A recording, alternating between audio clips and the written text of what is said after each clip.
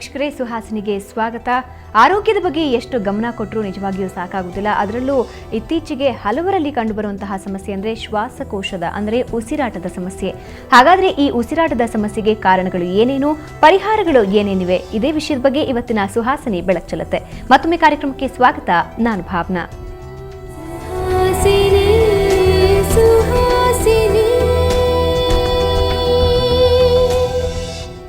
ಈ ಶ್ವಾಸಕೋಶದ ಸಂಬಂಧ ಅಂದರೆ ಬ್ರಾಂಕೈಟಿಸ್ ಅಂದರೆ ಏನು, ಯಾವೆಲ್ಲ ಕಾರಣದಿಂದ ಬರುತ್ತೆ, ಇದ್ರ ಬಗ್ಗೆ ಮಾಹಿತಿ ನೀಡೋದಕ್ಕೆ ನಮ್ಮ ಜೊತೆ ವೈದ್ಯರಾದಂತಹ ಸ್ನೇಹ ಇದ್ದಾರೆ. ಸ್ನೇಹ, ಕಾರ್ಯಕ್ರಮಕ್ಕೆ ಸ್ವಾಗತ. ನಮಸ್ತೆ.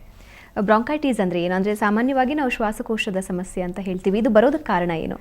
ಇದು ಫಸ್ಟಿಗೆ ಬ್ರಾಂಕೈಟಿಸ್ ಅಂತ ನೀವು ಹೇಳ್ದಲ್ಲ, ಸೊ ಇದು ಒಂದು ನೀವು ಹೇಳ್ದಂಗೆ ಇದು ಶ್ವಾಸಕೋಶದ ಒಂದು ತೊಂದರೆ. ಓಕೆ, ಇದು ಮೊದಲಿಗೆ ನಾವು ಬ್ರಾಂಕೈಟಿಸ್ ಅನ್ನೋಕ್ಕಿಂತ ಮುಂಚೆ ಬ್ರಾಂಕೈ ಅಂದ್ರೆ ಏನು ಅಂತ ತಿಳ್ಕೊಳ್ಬೇಕಾಗತ್ತೆ. ಈ ಬ್ರಾಂಕೈ ಏನಾಗುತ್ತೆ, ಇದು ಒಂದು ಶ್ವಾಸಕೋಶದ ಒಂದು ಭಾಗ ಆಗಿರುತ್ತೆ. ನಾವು ಗಂಟ್ಲು ನೋಡ್ತೀವಿ, ಗಂಟ್ಲಿಂದ ಟ್ರೇಕಿಯಾ, ಬ್ರಾಂಕೈ, ಹೀಗೆ ಹಲವಾರು ಭಾಗಗಳಿರುತ್ತೆ. ಸೊ ಈ ಬ್ರಾಂಕೈ ಅನ್ನೋ ಭಾಗದಲ್ಲಿ ಒಳಗಡೆ ಒಂದು ಮೆಂಬ್ರೇನ್ ಇರುತ್ತೆ, ಅದಕ್ಕೆ ನಾವು ಮ್ಯೂಕಸ್ ಮೆಂಬ್ರೇನ್ ಅಂತ ಹೇಳ್ತೇವೆ. ಸೊ ಈ ಮ್ಯೂಕಸ್ ಮೆಂಬ್ರೇನಲ್ಲಿ ಇನ್ಫ್ಲಮೇಟರಿ ಚೇಂಜಸ್ ಅಂದರೆ ಯಾವುದೇ ರೀತಿ ಇನ್ಫೆಕ್ಷನ್ಗಳಾದಾಗ ಏನಾಗುತ್ತೆ, ಈ ಮ್ಯೂಕಸ್ ಮೆಂಬ್ರೇನಲ್ಲಿ ಬೇರೆ ಬೇರೆ ಥರದ ಬದಲಾವಣೆಗಳಾಗುತ್ತೆ. ಕೆಂಪಗಾಗೋದು ಅಥವಾ ಊದ್ಕೊಳ್ಳೋದು. ಸೊ ಈ ರೀತಿ ಆದಾಗ ಏನಾಗುತ್ತೆ, ಆಗ ನಾವು ಬ್ರಾಂಕೈಟಿಸ್ ಅಂತ ಹೇಳ್ತೇವೆ. ಮತ್ತು ಅದರದ್ದು ಹಲವಾರು ಲಕ್ಷಣಗಳಿರುತ್ತೆ, ಕೆಮ್ಮಾಗಿರ್ಬೋದು ಅಥವಾ ಉಸಿರಾಟಕ್ಕೆ ತೊಂದರೆ ಆಗಿರ್ಬೋದು. ಸೊ ಈ ರೀತಿಯಾದ ಒಂದು ಸಿಂಪ್ಟಮ್ಸ್ನ ನಾವು ನೋಡ್ತೇವೆ. ಮತ್ತೆ ನಾವು ಈ ಬ್ರಾಂಕೈಟಿಸ್ ನ ಹೆಚ್ಚಾಗಿ ಗಂಡಸರಲ್ಲಿ ಕಾಣ್ತೇವೆ. ಕಾರಣ ಏನು? ಕಾರಣ ಒಂದು ಅಂತಂದ್ರೆ, ಒಂದು ಗಂಡಸರು ಏನ್ ಮಾಡ್ತಾರೆ, ಇದಕ್ಕೆ ಮುಖ್ಯವಾಗಿ ಕಾರಣ ಅಂದ್ರೆ ಬ್ರಾಂಕೈಟಿಸ್ಗೆ ಸ್ಮೋಕಿಂಗ್. ಸೊ ನಾವು ಸ್ಮೋಕಿಂಗ್, ಧೂಮಪಾನವನ್ನು ಹೆಚ್ಚಾಗಿ ಮೇಲ್ಸ್ ಅಲ್ಲಿ ನೋಡೋದ್ರಿಂದ ಅವರಲ್ಲಿ ನಾವು ಹೆಚ್ಚಾಗಿ ಕಾಣ್ತೇವೆ. ಮತ್ತೇನಾಗುತ್ತೆ, ಈ ಬ್ರಾಂಕೈಟಿಸ್ನ ನಾವು ಎಲ್ಲ ಏಜ್ ಗ್ರೂಪಲ್ಲೂ ನೋಡ್ತೇವೆ. ಸೊ ಎಲ್ಲ ಏಜ್ ಗ್ರೂಪ್ಸಲ್ಲಿ ನೋಡೋದ್ರಿಂದ ಇದು ಒಂದು ತುಂಬ ಕಾಮನ್ ಆಗಿ ಒಂದು ಡಿಸೀಸ್ ಅಂತ ನಾವು ಹೇಳ್ಬೋದು. ಓಕೆ, ಸಾಮಾನ್ಯವಾಗಿ ಏನೆಲ್ಲ ಕಾರಣ? ನೀವು ಹೇಳಿದ್ರಿ ಹಲವಾರು ಕಾರಣಗಳಿವೆ ಅಂತ. ಸಾಮಾನ್ಯವಾಗಿ ಪ್ರತಿನಿತ್ಯ ಓಡಾಡ್ತಾ ಇರ್ತೀವಿ, ಹೊಗೆ ಎಲ್ಲವನ್ನ ಸೇವನೆ ಮಾಡ್ತಾ ಇರ್ತೀವಿ, ಇವೆಲ್ಲವೂ ಕೂಡ ಬ್ರಾಂಕೈಟಿಸ್ಗೆ ಎಷ್ಟು ಮಟ್ಟಕ್ಕೆ ಕಾರಣ ಆಗುತ್ತೆ? ಇದು ತುಂಬ ಕಾರಣ ಆಗುತ್ತೆ. ಒಂದು ಮುಂಚೆ ಹೇಳ್ದಂಗೆ ಯಾವುದೇ ರೀತಿಯಾದ ಇನ್ಫೆಕ್ಷನ್ಗಳಾಗಿರ್ಬೋದು, ಬ್ಯಾಕ್ಟೀರಿಯಲ್ ಇನ್ಫೆಕ್ಷನ್ ಆಗಿರ್ಬೋದು ಅಥವಾ ವೈರಲ್ ಇನ್ಫೆಕ್ಷನ್ ಆಗಿರ್ಬೋದು. ಸೊ ಈ ರೀತಿಯಾದ ಇನ್ಫೆಕ್ಷನ್ಗಳನ್ನು ನಾವು ಎಲ್ಲಿಂದ ತೆಗೆದುಕೊಳ್ತೀವಿ? ಒಂದು ನಾವು ಸೇವನೆ ಮಾಡೋ ಆಹಾರದಿಂದ, ಮತ್ತು ತೆಗೆದುಕೊಳ್ಳೋ ನೀರಿಂದ, ಮತ್ತು ನೀರು ಜೊತೆಗೆ ಏನಾಗುತ್ತೆ, ನೀರು ಮತ್ತು ಆಹಾರ ಬಿಟ್ಟು ಮುಖ್ಯವಾದದಂದರೆ ಗಾಳಿ. ಓಕೆ, ಸೊ ಈಗ ನಾವು ಇತ್ತೀಚಿನ ಪರಿಸರದಲ್ಲಿ ನೋಡೋದ್ರಲ್ಲಿ ಎಷ್ಟೊಂದು ಗ್ಯಾಸಸ್ಗಳಿರುತ್ತೆ, ಹಲವಾರು ಸ್ಮೋಕ್ ಇರುತ್ತೆ, ಗ್ಯಾಷಿಯಸ್ ಎಲಿಮೆಂಟ್ಸ್ ಇರುತ್ತೆ. ಸೊ ಈ ರೀತಿಯಾದ ಗ್ಯಾಸಸ್ನ ತೆಗೆದುಕೊಂಡಾಗ ಏನಾಗುತ್ತೆ, ಬ್ರಾಂಕೈ ಅಂತ ಏನು ಹೇಳ್ತೇವೆ ಅಂದರೆ ಶ್ವಾಸಕೋಶದ ನಳಿಕೆಗಳೇನಿರುತ್ತೆ ಅದು ಬ್ಲಾಕ್ ಆಗ್ತಾ ಹೋಗುತ್ತೆ. ಸೊ ಈ ಬ್ಲಾಕ್ ಆಗಿದಾಗ, ಇನ್ಫೆಕ್ಷನ್ಗಳಾದಾಗ ಏನಾಗುತ್ತೆ, ಆಗ ಉಸಿರಾಟ ತೊಂದರೆ ಆಗೋದು ಅಥವಾ ಪದೇ ಪದೇ ಕೆಮ್ಮರೋದು. ಸೊ ಈ ರೀತಿಯಾದೆಲ್ಲ ಒಂದು ಲಕ್ಷಣಗಳನ್ನು ನಾವು ಕಾಣ್ತೇವೆ. ಮತ್ತು ಇದಕ್ಕೆ ಕಾರಣ ಒಂದು ನಾನು ಹೇಳ್ದಂಗೆ ಧೂಮಪಾನ.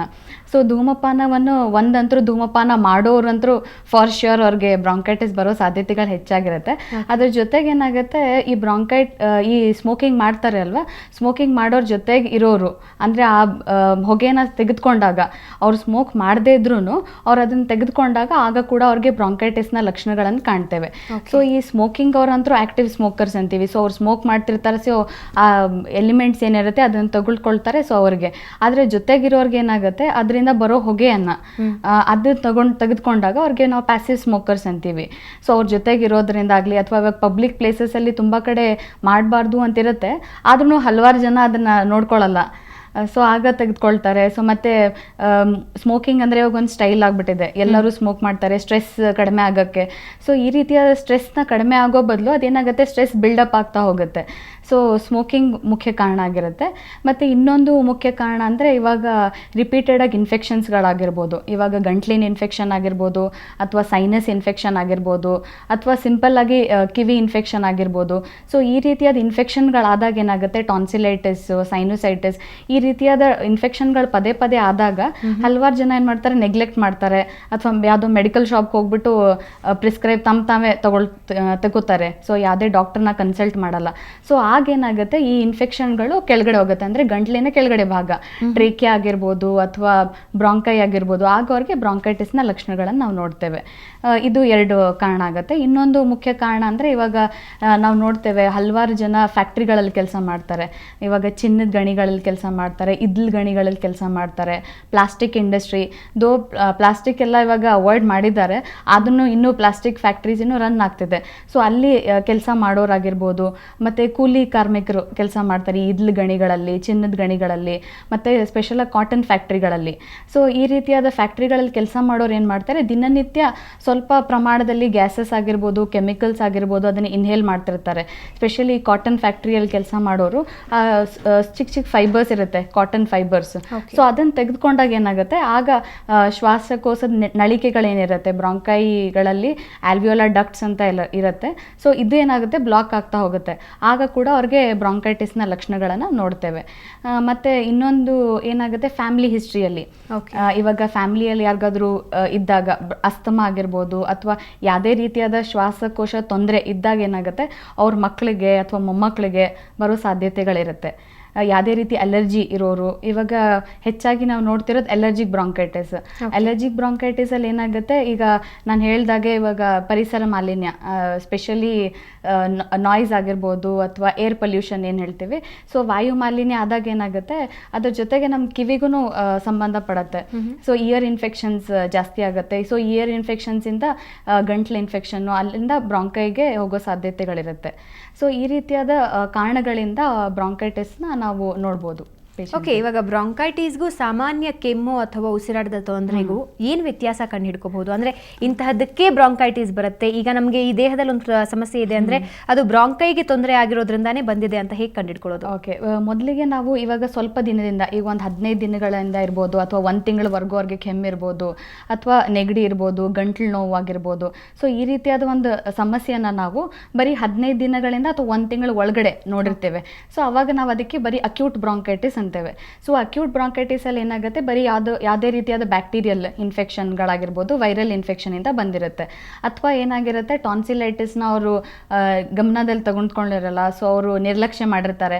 ಆಗ ನಾವು ಬರೀ ಸ್ಲೈಟ್ ಸಿಂಪ್ಟಮ್ಸ್ನ ನೋಡ್ತೇವೆ. ಸೊ ಅವಾಗ ನಾವು ಅದಕ್ಕೆ ಅಕ್ಯೂಟ್ ಬ್ರಾಂಕೈಟಿಸ್ ಅಂತೇವೆ. ಸೊ ಇದಕ್ಕೆ ಚಿಕಿತ್ಸೆ ತೆಗೆದುಕೊಂಡಿಲ್ಲ ಅಂತ ಅಂದಾಗ ಏನಾಗುತ್ತೆ, ಆವಾಗ ಇದು ಅಕ್ಯೂಟ್ ಬ್ರಾಂಕೈಟಿಸ್ ಹೋಗಿ ಕ್ರಾನಿಕ್ ಬ್ರಾಂಕೈಟಿಸ್ಗೆ ತಿರ್ಕೊಳ್ಳುತ್ತೆ.